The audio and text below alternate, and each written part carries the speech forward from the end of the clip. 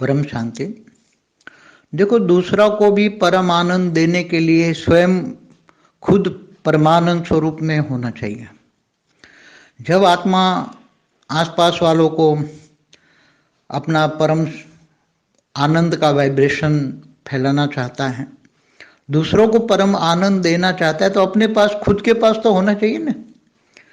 एक नियम है ना, साइंटिफिक नियम लो या स्थूल लो, तुम्हें धन का दान करना है, तुम्हारे पास धन, तुम धनवान होंगे तो धन का दान करोगे। स्थूल बात करता हूँ, स्थूल एग्जाम्पल दे रहा हूँ।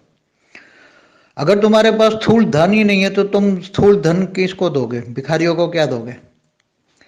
ऐसी तरह तुम परम आनंद का दान करना चाहते हो, दूसरों को परम आनंद देना चाहते हो, दूसरों को परम आनंद का अनुभव कराना चाहते हो, चारों ओर परमानंद वाइब्रेशन फैलाना चाहते हो, तो परम आनंद अंदर तुम्हारी अंदर, तो तुम कौन हो? तुम्हारी अंदर माना तुम कौन हो? तुम आत्मा हो। तुम एक आत्मा हो, शरीर नहीं हो। तुम्हारे शरीर में तो परम आनंद नहीं आएगा ना। तुम्हारा ओरा कौन बनाता है? तुम्हारा मन बनाता है। तुम्हारा ओरा मन बुद्धि और संस्कार से बनता है। तुम्हारा मन कैसे चलता है? तो तुम स्वयं को पहचानो, आत्मा।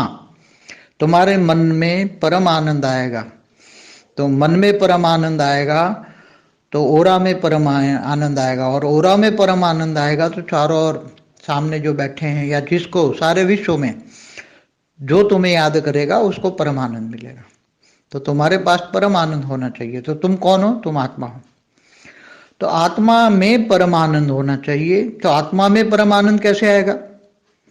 आत्मा जब परम आनंद में स्थिति में तभी आती है जब कर्मातीत, भावातीत, गुणातीत होती है। देह और देह के संबंधों से परे होकर, आत्म स्वरूप में स्थित होकर, ऑलमाइटी को याद करके, कनेक्शन जोड़ के, बुद्धि ऊंच से ऊंच परम धाम में रहकर आत्मा में पावर लाती है। और आत्मा ये सोचती है कि मैं परमानंद स्वरूप हूँ, मैं परम आनंद स्वरूप हूँ, परमानंद स्वरूप में हूँ। तो चारों ओर आत्मा स्वरूप में स्थित होकर परमानंद स्वरूप में वाइब्रेशन फैलाएगा, तो वाइब्रेशन में पावर आएगा, क्योंकि आत्मा की पावर वाइब्रेशन के साथ जाएगी।